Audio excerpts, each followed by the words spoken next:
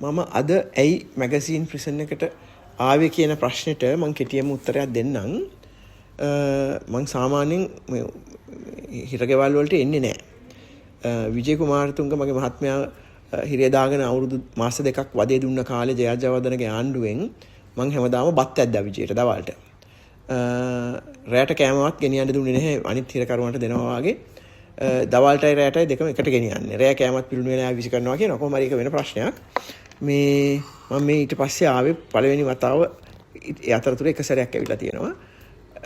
කෙටියෙන්ම කිව්වොත් හේතුව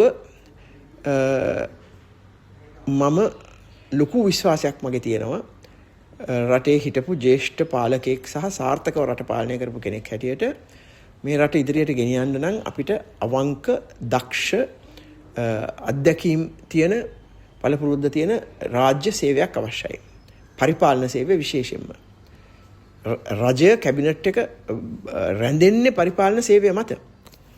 පරිපාලන සේවයේ ඉන්න හැම කෙනාම උගත් අය එක්තරා මට්ටමක ඉගෙනීමක් නැත්නම් පරිපාලන සේවයට ඇතුළු වෙන්න බෑ. ඊට පස්සේ 40000 50000 ඉල්ලුම් කරනකොට ගන්නේ 200යි 300යි. ඒ කියන්නේ ඒකෙන්ම හොඳම කට්ටිය ක්‍රීම් එක එන්නේ. ඉතින් යම් කිසි දැනුමක් තියෙන මොලේ තියෙන මිනිස්සු. ඊට පස්සේ පරිපාලන සේවයේ ඉඳලා මේ අත්දැකීම් තියෙනවා. ඉතින් සමහර ආණ්ඩු මේක පටන් ගත්ත නම් ජයජවර්ධනගේ ආණ්ඩුවෙන් තමාට පක්ෂ නැති, තමාගේ පක්ෂයට කත් අදින්න නැති, තමාගේ පක්ෂයට දේශපාලනය කරපු නැති අය පරිපාලන සේවයේ ඉන්නවා නම් ඒගොල්ලන්ට ගහනවා. ඒක ජයජවර්ධනක අය තමයි විශේෂයෙන් පටන් ගත්තේ. ඊට පස්සේ එක එක රජයන් කෙරුවා. ඉතින් මට පේන විදිහට දැන් මේ වත්මන් කාලෙත් ඒක කෙරීගෙන යනවා. පරිපාලන සේවයේ තියා මොකාට වුණත් රටේ ප්‍රජාතන්ත්‍රවාදී රටක ඕනෑම කෙනෙකුට දේශපාලනය කරන්න අයිතියක් තියෙනවා. හැබැයි තමාගේ ජොබ් එක කරනකොට දේශපාලනය කරන්න බෑ. මම හැමදාම පරිපාලන සේවයට කිව්වේ ඕගොල්ලන්ගේ දේශපාලනයේ දොරෙන් එළියෙන් තියලා එන්න කාර්යාලයට එනකොට කාර්යාලයේ ඉටු කරන්න ඕනේ රජයේ ප්‍රතිපත්ති. අපි අර්ධ දේව මිනි මරන්න කියලා කියන්නේ රජයේ ප්‍රතිපත්ති ඉටු කරලා ඉවරලා ඊට පස්සේ ගෙදර ගියාම ඕන එකක් කරන්න.